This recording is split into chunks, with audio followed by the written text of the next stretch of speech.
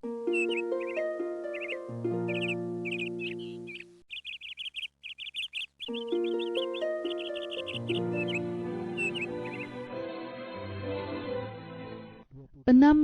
2020. Anda sedang mengikuti renungan pagi Pulang ke Rumah oleh Ellen G. White, di mana setiap pagi sepanjang 1 tahun mengajak Anda untuk mempersiapkan diri yang terbaik akan saat kedatangan Tuhan Yesus yang kedua kali sudah dekat, di mana perselisihan, sakit penyakit, penderitaan, kesedihan, air mata akan berakhir. Berbahagialah hamba-hamba yang ketika Tuhan mereka datang akan ditemukan berjaga-jaga.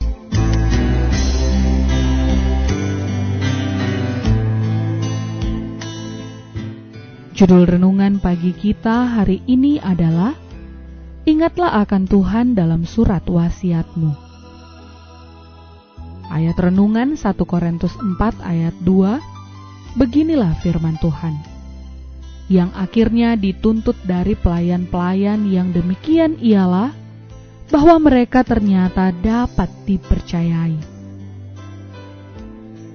Mereka yang menjadi penata layan yang setia dari harta kekayaan Allah harus mengetahui dengan tepat bagaimana keadaan usaha mereka, dan sebagai orang yang bijaksana, mereka harus mempersiapkan diri kepada keadaan darurat yang bagaimanapun bentuknya.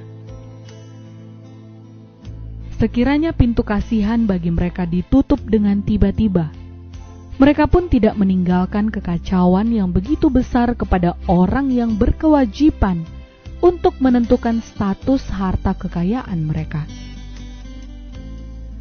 Banyak orang yang tidak menghiraukan masalah surat wasiat ini, sementara mereka masih dalam keadaan sehat. Tetapi persiapan ini harus diadakan oleh saudara kita. Mereka harus tahu keadaan keuangan mereka dan tidak boleh membiarkan usaha mereka berada dalam keadaan kusut berantakan. Mereka wajib mengatur harta milik mereka sedemikian rupa, sehingga mereka dapat meninggalkannya setiap saat. Surat-surat wasiat harus dipersiapkan sedemikian rupa, sehingga memenuhi syarat hukum yang berlaku. Sesudah diadakan surat wasiat itu, masih dapat diperpanjang masa berlakunya untuk tahun-tahun lamanya, dan tidak ada bahayanya, walaupun sumbangan diperlukan dari waktu ke waktu sesuai dengan kebutuhan pekerjaan Tuhan. Maut bukan berarti terus datang atau 1 hari lebih cepat, hai saudara-saudara, hanya karena saudara sudah mengadakan surat wasiat itu. Dalam membagi-bagikan harta kekayaan saudara kepada kaum keluargamu, buatlah suatu kepastian bahwa saudara tidak melupakan pekerjaan Allah. Saudara adalah seorang penata layan yang menjaga harta kekayaannya, dan haknya wajiblah menjadi pokok pertimbangan saudara yang terutama. Istri dan anak-anak saudara sudah tentu tidak boleh dibiarkan melarat. Persediaan harus diadakan bagi mereka kalau mereka kelak kekurangan. Tetapi janganlah hanya karena kebiasaan yang demikian.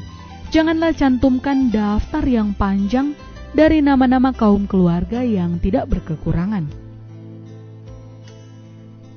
Janganlah ada orang yang berpendapat bahwa ia melaksanakan kemauan Kristus dalam menimbun harta kekayaan sepanjang umur hidupnya, dan kemudian pada waktu ajalnya sudah hampir tiba, meninggalkan warisan itu sebagian untuk persembahan amal.